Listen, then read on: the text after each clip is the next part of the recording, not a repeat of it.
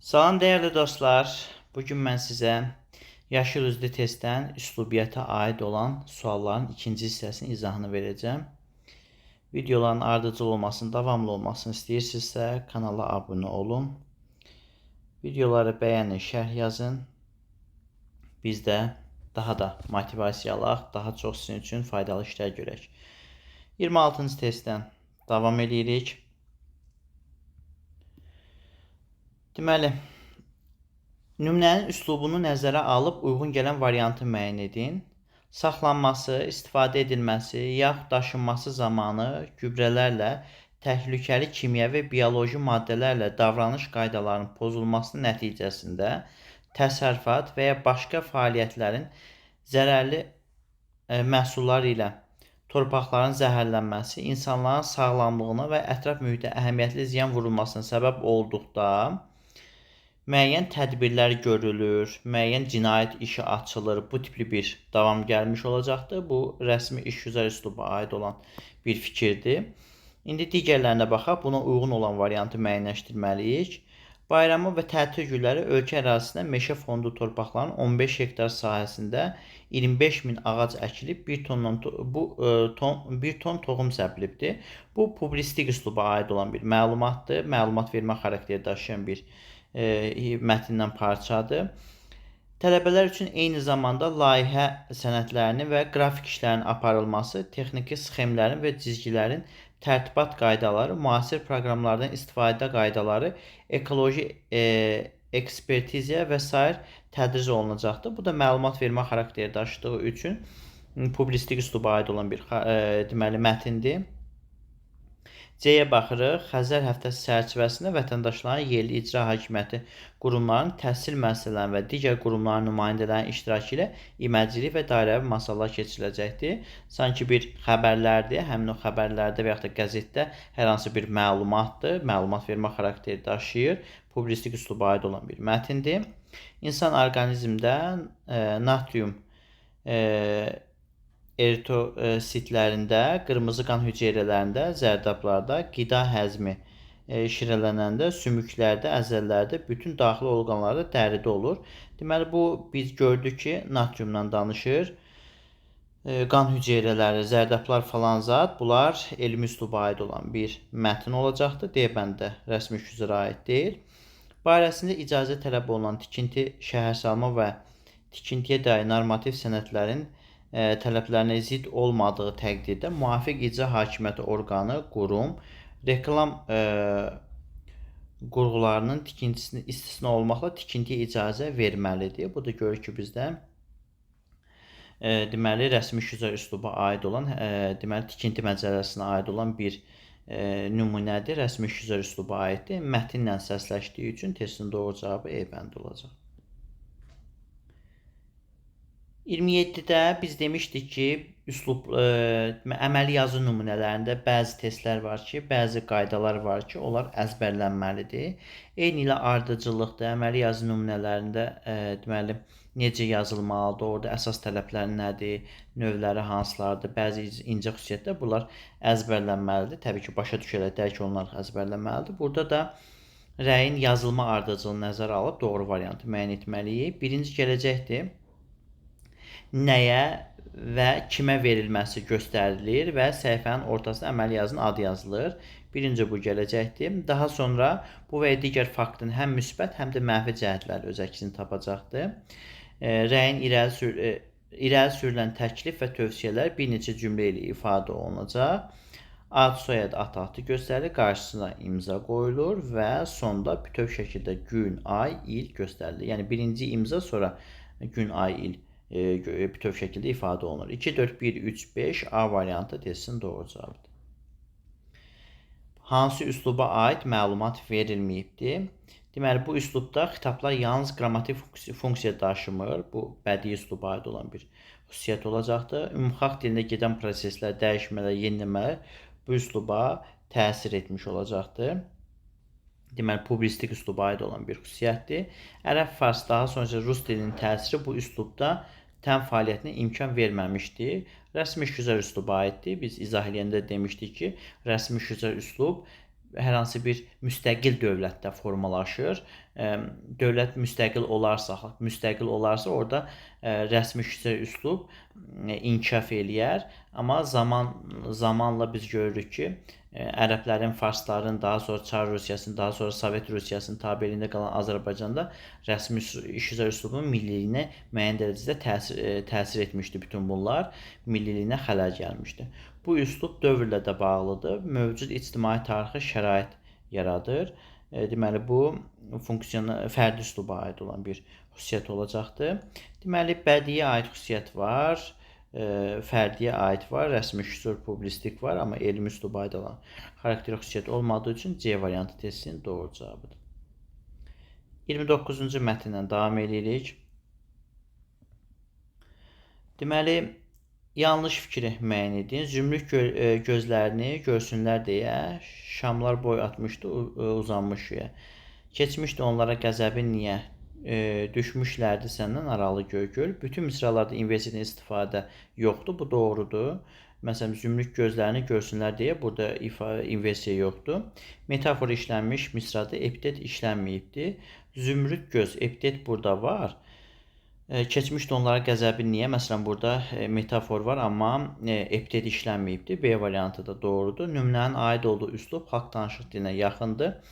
Bədii təfəkkürün ifadə formasıdır. Bu da doğrudur. Bədii üsluba aid olan da bədii üslubda xalq danışıq dilinə yaxın olan bir üslubdur və bədii təfəkkürün ifadəsidir.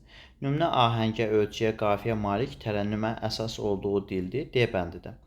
Doğrudur.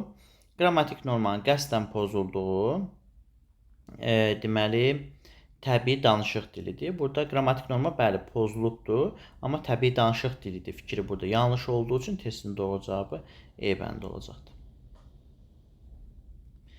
Yəni biz bilirik ki, bu bədii üsluba aid olan bədii nümunədir də. Təbii danışıq dilidir. Yəni məişət üslubuna aid olan bir xüsusiyyət deyil burada. Təbii danışıq dili adi şəkildə salam, necəsiz, nə var, nə yox bu formada ifadə olunur, amma bu şeir dilidir. Təbii danışıq dili deyil. 30-cu sualla davam etmiş oluruq dostlar. Uyğunsuzluğu müəyyən edin. Ara sözlər, qrafiklər, düsturların daha çox işləndiyi üslub elmi təfəkkürün ifadə formasıdır. Yəni elmi üsluba aid olan fikirdir. Bu fikir doğrudur, qabağına doğru yazıldığı üçün A bəndi uyğunsuz deyil. Təmtəraqlı qəlib və şablonlu nitqlə loğru dilin keçidində müəyyənləşən üslubun yalnız şifahi forması mövcuddur. Bu üslub məişət üslubudur. Məişət üslubunda yalnız şifahi forması mövcuddur. Bu fikir doğrudur. Qabağına doğru yazıldığı üçün uyğunsuz deyil. Ana dilin dövlət dilinə çevrilməsi xalq danışıq dilinə yaxın olan üslubun funksional imkanlarını genişləndirir. Ana dilin dövlət dilinə çevrilməsi rəsmi şüzər üsluba aid olan bir xüsusiyyətdir ki, onun funksional üslublarını, imkanlarını genişləndirir. Amma burada deyək, xalq danışıq dilinə yaxın olan bədii üsluba aid eləyibdir. Ona görə fikir yanlışdır, qabağına yanlış yazıldığı üçün C-ni götürə bilmərik. Quruluşuna görə bölmələrə, maddələrə, bəndlərə ayrılan üslubda fərdilik demək olar ki, yoxdur. Quruluşuna görə bölmələr, maddələr və bəndlərə ayrılan üslub rəsmi iş üzrə üslubdur. Orada da fərdilik demək olar ki, olmur. Fikir doğrudur, qabağına doğru yazıldığı üçün D-ni götürmürük. Milli ictimai təfəkkürün ifadə forması olan bu publistik üsluba aiddir. Üslubun əsası onun yazılı forması ilə qoyulmuşdur. Bəli, 1875-ci ildə Əkinçi qəzeti ilə onun əsası qoyulmuşdur. Bu fikir doğrudur, qabağına yanlış yazıldığı üçün E variantı uyğunsuz olacaqdır. 31-ci testlə davam edirik. Publistik üsluba aid olan hansı xüsusiyyəti digər üslublara aid etmək olmaz? Həm şifahi, həm də yazılı forması mövcuddur. Bunu aid edirik həm elmiyə, həm publistikə, həm bədiyə. Ona görə A variantını götürənməliyik. Xalq dilinə daha yaxındır. Bu bədii üsluba da aid ola bilər, publistik üsluba da. Yəni publistik üsluba aid olan hansı xüsusiyyət deyir? Əslində xalq dilinə daha yaxın, çox yaxın olan bədii üslub olacaqdır. Bu üslubda mücərrəd obrazlıqdan və ağır terminologiyadan istifadə olunmur. Bu publisistik üslubla yanaşı bədii üsluba da aid olan bir şeydir. Rəsmi şüzər üsluba aid olan bir şeydir. Ona görə C bəndi doğru cavab ola bilməz. Müxtəlif mövqeləri əks etdirən kütləvi nitq forması da publisistik üslubdur. O ancaq publisistik üsluba aid olduğu üçün D variantı testinin doğru cavabı. Nitqin sərbəstliyi və təbliği əsas cəhəti ümumiyyətlə publisistik üsluba aid deyil, elmi üsluba, məişət üslubuna aid. Ona görə E variantını da doğru cavab kimi götürə bilmərik. 32-ci testdən davam edirik. Nöqtələrin yerinə müvafiq fikirləri müəyyən edin. Bu üslubda beynəlmiləl terminlər çoxluq təşkil eləyir və fikirlər, hökmlər, ifadələr bir mənalı olur. Elmi üsluba aid olan bir xarakterik xüsusiyyətdir. Digərlərinə baxırıq. Fikri daha yığcam ifadə etmək üçün müxtəlif vasitələrdən istifadə olunur. Ölçü vasitələri ixtisarla verilir. A variantı doğrudur. Bu elmi üsluba aiddir. İndi digərlərinə baxaq. Standart formalardan istifadə olunur. Arxaik leksika uzun müddət deməli mühafizə olunur. Bu rəsmi işgüzar üsluba aid olan bir fikirdir. Kütləvi nitq forması olduğu üçün xalq dilinə çox yaxındır. Publisistik üsluba aiddir. Yəni xalq dilinə yaxınlıq həm publisistikə aid olan bir xüsusiyyətdir, həm də bədiyə aid olan bir xüsusiyyətdir. Sadə təbii danışıq dilidir, ancaq şifahi forması mövcuddur. Məişət üslubuna aid olan xüsusiyyətdir. Artıq sözlər, obrazlı ifadələr işlədilmir. Fərdi nitq ünsüründən qaçılır. Bu da yenə də rəsmi işgüzar üsluba aid olan bir xüsusiyyət olacaq. Deməli, bütün hallarda testin doğru cavabı 32-də A bəndidir.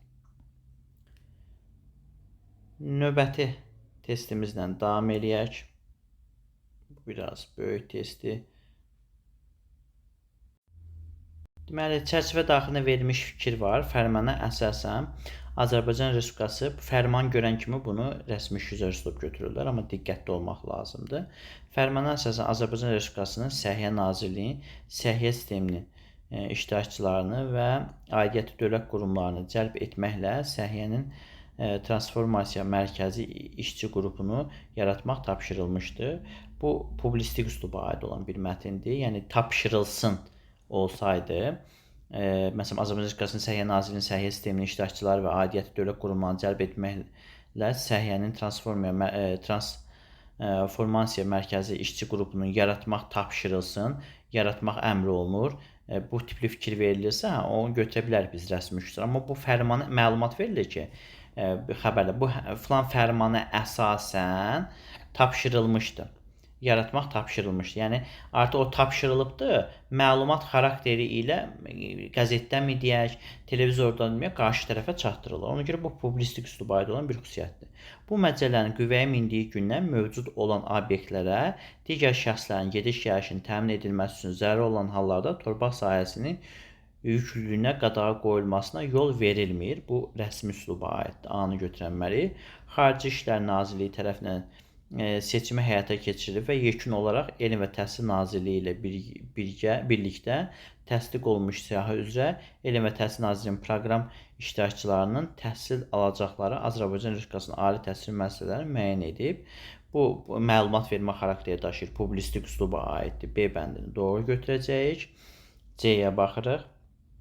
Əcnəbilər və vətəndaşı olmayan şəxslər, xarici hüquqi şəxslər, beynəlxalq birliklər və təşkilatlar, habelə xarici dövlət torpaq münasibətlərinin iştirakçısı kimi bu məcəllənin 48-ci maddəsində nəzərdə tutulmuş məhdudiyyətlərini çıxış edə bilərlər. Bu rəsmi şüzər üsluba aid olan bir xüsusiyyətdir. Bu əcnəbi və vətəndaşı olmayan şəxslərə aid olan deməli qaydalardır, rəsmi şüzər olacaqdır. Xlorid turşusu təmin etdiyi deməli asanlıqlara baxmayaraq zəifliyin xüsusiləşməsi var burada, baxmayaraq sözlə. Zəhərli deməli bir maddədir və insan toxumaları başda olmaq üzrə çoxlu səthdə böyük təxribat verir. Bu elmi üsluba aid olan bir xüsusiyyətdir.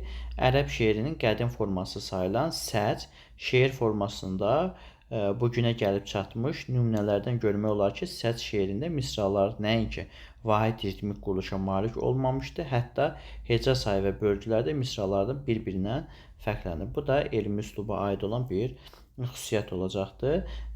Deməli, ədəbiyyat kitabına aid olan bir mətindir. Deməli, burada bütün hallarda testin doğru cavabın B bəndi olduğunu gördük.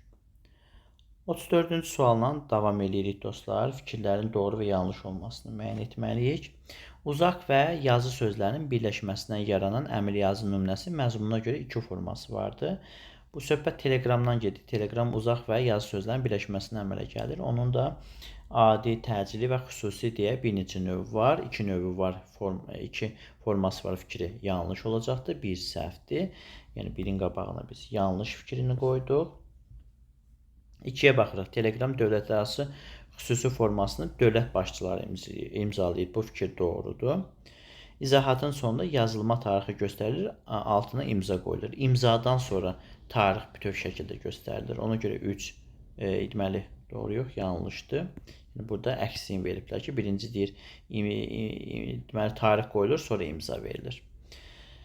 Araş milli mənşəli sözdür. Cinayət işi yoxlama ilə bağlı tərtib oluna bilir. Demir, ancaq onda tərtib olunur. Tərtib oluna bilir. Bu fikir doğrudur. Məktub xüsusi dövlət əhəmiyyəti daşımır, ancaq bu və digər konkret məsələ ilə bağlı tərtib olunur. Bu da yanlışdır. Dövlət başçılarının bir-birinə olan məktubları xüsusi dövlət əhəmiyyəti daşıyır. Yanlış, doğru, yanlış, doğru, yanlış. A variantı 34-də doğru cavab olacaq. 35-ci testə baxırıq. Xəccə Sultan əmmə gedib Təbrizə, amma nə Təbriz ki, gəlmir bizə. Balam durun, qoyaq gedək əmmizə, ağa öldü, ittifaqımız dağıldı, qoyun olan yad deməli gedibən sağıldı. Qoyun olan yad gedibən sağıldı. Bu Heydər Babaya salam poemasına götürülmüş bir parçadır. Xalq danışıq dilində yazılıbdır. Nə məişətinə, nə deməli məişət üslubuna aid olan bir xüsusiyyət deyil. Məişət üslubuna yazılıb səhvdir. Metonimiya işləndiyi misrada digər sintaktik fiqura rast gəlinmir. Deməli, amma nə Təbriz ki, gələnmir bizə. Deməli, metonimiyanın işləndiyi misrada digər sintaktik fiqura rast gəlinmir. Burada balam durun, qoyaq gedək əmmizə, ağ öldü, ittifaqımız dağıldı, qoyun olan yad gedibən sağıldı. Burada misrada amma nə Təbriz ki, gələnmir bizə, sintaktik fiqur olan inversiyadan istifadə olunubdur. Ona görə B bəndi yanlış olacaqdır. Xalq danışıq dilində yazılıb, bəli. Xalq danışıq dilində yazılıb, C variantı doğrudur. Yəni, xalq danışıq dili ilə məişət üslubunu biz bir-birinə qarışdırmırıq. Məişət üslubu demişdik də, o cilalanmış, o danışıq dilinin cilalanmış formasıdır. Normalara düşmüş formasıdır. Amma biz görürük ki, burada normalardan söhbət getmir. Normalar bir neçə yerdə deməli pozulubdur. Nəzm dilində yazılıb, ahəngdarlıq artırmaq üçün bütün misralarda inversiyadan istifadə olunubdur. Ağa öldü, ittifaqımız dağıldı. Burada inversiya yoxdur. D bəndi səhvdir. Ədəbinin yalnız qrammatik norması pozulub. Fonetik normada burada pozulub. E bəndi də səhv olacaqdır. 36-cı testdən davam edirik. Doğru və yanlış olma baxımından fərqli olan variantı müəyyənləşdirin. Obrazlı təfəkkür də sözün politik funksiyası da sözün adi informativ funksiyasına əsaslanır. Bu fikir doğrudur. Publistik üslub müxtəlif məqamları əks etdirir, maraqları əks etdirdiyi üçün digər funksional üslubların bir sıra əlamətlərini də daşıyır. Bu fikir də doğrudur. Məişət üslubunda təbiiliyi əsasda sərbəst xalq danışıq dilidir. Dedik ki, məişət üslubu xalq danışıq dilidir. Fikri yanlışdır. Xalq danışıq dili ayrıdır, orada normalara riayət olunmur. Məsələn, biz bundan əvvəlki nümunədə biz xalq danışıq dilinə aid nümunə verdik. Ona görə bu fikir yanlışdır. Elmi təfəkkürün inteqrasiyası getdikcə güclənir. Bəli, bu doğrudur. Kitab cümləsidir. Üslublarda, elmi üslubda sözün politik funksiyasının daha çox qeyri müstəqim mənada işlənən söz və ifadələr də meydana çıxır. Bu fikir də doğrudur. Fikirlərdən hamısı doğru. C variantı yanlış olduğu üçün testin doğru cavabı C bəndidir. 37-ci testlə davam edirik. Hansı üslubla bağlı cümlə işlədilməyibdir? Deməli, sərbəst şeirin adından da göründüyü kimi heca vəzni tələb olunan mexaniki, daha sonra texniki şərtlər burada tam şəkildə əməl olunmur. Bu, elmi üsluba aid olan bir xüsusiyyətdir. Deməli, elmi getdi. Fiziki şəxslər 600 manatdan 800 manatadək məbləğində, vəzifəli şəxslər isə 1500 manatdan 2500 manata qədər cərimə edildi. Bu, rəsmi üsluba aid olan bir nümunədir. Deməli, rəsmi də getdi. Sözgedən proqramın şərtinə əsasən illik əsasda hər istiqamətdə YTQH üzrə 20 əcnəbi tələbəyə, beləliklə hər bir 2 proqram üzrə ümumilikdə 40 nəfər təhsil qrantının ayrılması nəzərdə tutulur. Publisistik üsluba aid olan bir xüsusiyyətdir. Məlumat verir. Publisistik də getdi. İkimiz də bir-birimizin xasiyyətini çox gözəl bilirdik. Onun sakit və lal dinməzliyi mənim nəzərimdə təbii bir şeydir. Bu bədii üsluba aid olan bir xüsusiyyətdir. Deməli, məişət üslubuna aid olan bir şey verilmir. Yəni, burada biz bilirik ki, hər hansı bir əsərdə, məsələn, Azad əsərindən götürülmüş bir parçadır. Nəsr dili də bədii üsluba aiddir. Ona görə A variantı testinin doğru cavabıdır. 38-ci testlə davam edirik. Verilən fikirlər hansı əməli özü nümunəsinə aid edilə bilər? Demək, təhsilindən asılı olmayaraq hər bir insan gündəlik həyatında təsadüf edə bilir. Artıq birinci cümlədən onun məhdub olduğunu biz bildik. Məzmun formaca bir-birindən fərqlənir. Hər kəs yazdığı bu əməliyyat nümunəsi haqqında əvvəlcədən məlumat toplanmalıdır. B bəndi məhdub testinin doğru cavabıdır. 39-cu testdən davam edirik dostlar. Rəsmi işgüzar üslub haqqında yanlış fikir müəyyən edin. Müəyyən tarixi təkamül prosesində standartlaşmış formadan kənara çıxmır. A variantı doğrudur. Götürə bilmərik. Bəzən az hallarda obrazlığa yer verilir. Bəzi hallarda bəli. Orada bəzi rəsmi işgüzar sənədlərinin dilində bəzi hallarda obrazlığa yer verilir. Ümumiyyətlə, amma rəsmi və işgüzar sənədlərinin dilində obrazlıq olmur. Bu fikir də doğrudur. B bəndini götürə bilmərik. Tarixi əhəmiyyət daşıyır. Fərdi nitq ünsüründən istifadə olunmur. Bu da doğrudur. C bəndini götürə bilmərik. Fərdi nitq ünsüründən qaçılır və tarixi əhəmiyyət daşıyır. Dil yığcamlığı əsaslı rəsmi informasiyanın düzgün çatdırılması üçün müxtəlif bölmə bəndlərə ayrılma var. Bu fikir də doğrudur. D bəndini götürə bilmərik. Diplomatik yığcamlığı əsaslı rəsmi informasiyanın düzgün çatdırılması, bunu dedik. Diplomatik məqsədlərlə tərtib edilmiş sənədlərdə fikir aydınlığı hər zaman əsaslı bir mənalığa, hüquq əsaslığa xüsusi diqqət yetirilir. Burada bir mənalığa və xüsusi əsaslığa diqqət yetirilir. Amma diplomatik məqsədlə tərtib edilmiş sənədlərdə fikrin aydınlığı hər zaman əsaslı fikir yanlışdır. Orada deyir ki, rəsmi işgüzar sənədlərdə fikrin aydınlığı əsaslı, möhtəzədə yazılır ki, adətən diplomatik məqsədlərlə tərtib edilmiş sənədlər istisna olmaqla. Yəni, burada fikrin aydınlığı hər zaman əsaslı, diplomatik məqsədlərlə tərtib edilmiş sənədlərə aid edilmir. Deməli, E variantı yanlış olacaqdır. Fikirlərdən də yanlış fikir istədiyi üçün testin doğru cavabı E bəndidir. 40-cı testdən davam edirik. Nümunəyə əsasən düzgün yerləşməni müəyyənləşdirməliyik 40-cı testdə. Sevgi vardır ki, bahardan bizə güllər gətirir. İçi zəqqum və zəhər. Qoxlama qəlbin qanıyar. Ellipsisdən istifadə olunmuş misrada inversiyadan istifadə olunmayıbdır. İnversiya yoxdur burada. Bu doğrudur. Ellipsisdə var. İçi zəqqum və zəhərdir. Xəbərli şəkildə burada ixtisar olunubdur. Biri götürürük. Ədəbi dilin normalarına riayət olunubdur. 2 doğrudur. Poetik funksiya daşıyan söz işlənibdir. Sevgi bahardan bizə güllər gətirir. Sevgi gətirə bilməz. Burada köçürmə var. 3 doğrudur. Yanlışın altından götürülə bilməz. Məişət üslub xüsusiyyətləri özünü göstərmir. 4 də doğrudur. Yanlışın altından götürülə bilməz. 1, 4, daha sonra 1, 2 D bəndi testinin doğru cavabı. Yenə də burada fikirləri verilib. Biz doğru və yanlış olma baxımından bunu müəyyənləşdirməliyik. Deməli, akt və ərizə kimi məzmunca müxtəlif olur. Kimə və kim tərəfindən yazılması, bu kimə və kim tərəfindən yazılması bu ərziyə aid olan bir fikirdir. Akta aid olan bir fikir deyil. Bu yanlış fikirdir. Sonra, rəy yazılan zaman rəyin nəticə hissəsinə rəy verilən anlayışın müxtəlif tərəfləri təhlil olunur. Yəni, müsbət və mənfi tərəfləri təhlil olunur. Bu, rəyin nəticə hissəsində yox, rəyin ümumi hissəsinə aid olduğu üçün bu fikir yanlışdır. Tərcümeyi hal yalnız rəsmi işgüzar üslubda yazılır. Başqa üslublarda yazıla bilməz. Bu fikir də yanlışdır. Tərcümeyi hal, deməli, publistik üslubda da yazıla bilər və yaxud da bədii, elmi üslubda da yazıla bilər. Məsələn, hər hansı bir ədəbiyyat kitablarında hər hansı bir şairin tərcümeyi halı yazılıbsa, o elmi üsluba aiddir. Və yaxud da qəzetdə hər hansı bir tərcümeyi halı yazılıbsa, artıq o publistik üsluba aid olan bir xüsusiyyət olacaqdır. Elan tərtib olunarkən onun gündəliyi haqqında da məlumat verilir. Bu fikir doğrudur. Məktubun çatdırıldığı ünvan məktubun məzmunu ilə eyni hissədə yazılmır. Bu da doğrudur.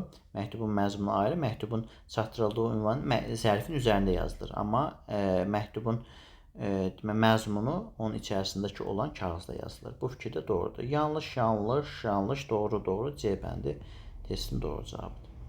42-ci test bu deməli bir neçə il əvvəl miqə düşmüşdü bu tipli bir test.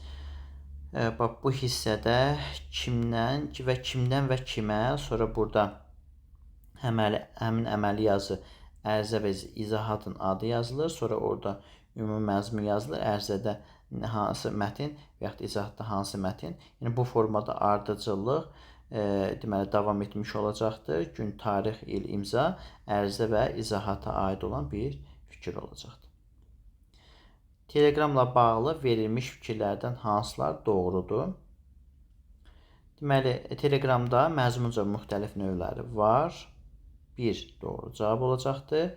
Təcili teleqramlarda əsas tələb sözlərin mümkün qədər az istifadə olunmasıdır. Xeyr, təcili teleqramlarda əsas tələb teleqramın tez bir zamanda çatdırılmasıdır. Az istifadə olunma fikri yoxdur orada. 2 səhvdir.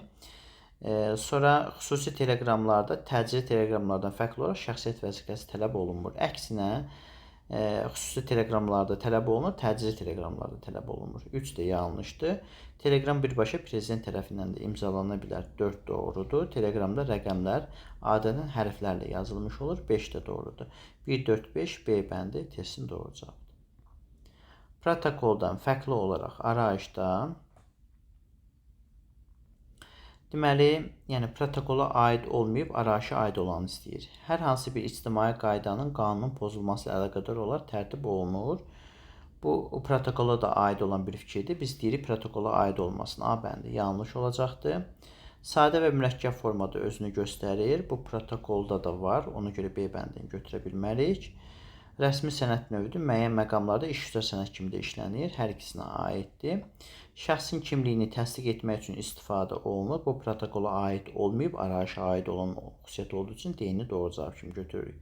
Yazılarkən ştampın üzərində idarənin, rəhbərin adı, soyadı və imzası. Ştampın üzərində arayışda idarənin, rəhbərin adı, soyadı, imzası olmur. Ona görə E bəndi arayışa aid doğru cavab olmayacaqdır. Halbuki bu arayışa aid doğru cavab olmalı idi. Və testin doğru cavabı bütün hallarda D bəndidir. 45-ci testdə bizdən nə istəyir? Deyir, klassiyada verilmiş fikirlərə əsasən sual işarəsinin yerinə hansı əməli yazının adı yazılmalıdır? Əməli yazının sadə formalarından biridir. Bu fikir olaraq, deməli, baxa görə hansına gedəcəkdir? Bu hamısına gedə bilər əslində. Məzmun və məqsədinə görə bir neçə forması var. Bu əməli yazı təşkil edicilik missiyası daşıyır. Deməli, bu elana aid olan bir xüsusiyyət olacaq. Testin doğru cavabı təşkil edici funksiyasını daşıyan protokola ərizə təqdimat və yaxud da hesabat deyil, elan. Testin doğru cavabı E bəndidir. 46-cı testlə davam edirik. Xalq danışıq dilidir. Bu heç birinə yetməyəcəkdir buradakılardan. Sözün pozitiv funksiyası meydana gəlir. Bədii üsluba aid olan xüsusiyyətdir. Bu üslubun dili daha çox beynəlmidir, elmi üsluba aiddir. Ən ictimai nitq forması olduğu üçün digər üslublardan bir sıra əlamətləri daşıyır. Bu publistikə aiddir. Fikrin yığcam standart formalarda çatdırılması bu üslubun əsas göstəricisi rəsmi şüurlara aiddir. Məişət üslubuna aid xüsusiyyət verilməyib. Testin doğru cavabı A bəndidir. İş üzrə sənədlərə aid olan fikri müəyyən edin. Mütəxəssislər tərəfindən hazırlanır. Bu sənədlər şablon ifadələrə yer verilə bilər. Bu mütəxəssislər tərəfindən hazırlanma məsələsi rəsmi üsluba aid. Ona görə biri götürə bilmərik. 2-yə baxırıq. Fikrin birmənalı dəqiqliyi standart formalar gözlənilir. İş üzrə də aiddir, rəsmiyə də aiddir. 2-ni götürürük. Müəyyən vətəndaş münasibətlər bu sənədlə tənzimlənə bilir. 3 də iş üzrə aid olan xüsusiyyətdir. Belə sənədlərdə müxtəlif cür anlaşılan sözlərə, cümlələrə yer vermək nöqsan hesab olunur. Deməli, 4 də doğrudur, iş üzrə sənədlərə aid. Müəyyən bəndlərə, maddələrə ayrılır. Bəndlərə, maddələrə ayırma rəsmi üsluba aiddir, iş üzrə aid deyil. Ona görə 5-i götürə bilmərik. 2, 3, 4, C bəndi testin doğru cavabıdır. 48-ci testlə davam edirik. sözün informativ funksiyasına rast gəlmək mümkündür. Bu bütün üslublarda informativ funksiyaya biz rast gəlmiş oluruq. Əgər biz 1-ə D yazsaq, Sumqayıt Dövlət Universitetinin aşağıdakı əməkdaşları universitetin 60 ili münasibəti ilə və Azərbaycanda təhsil inkişafının xidmətlərinə görə tərəqqi medalı tərtib etsinlər.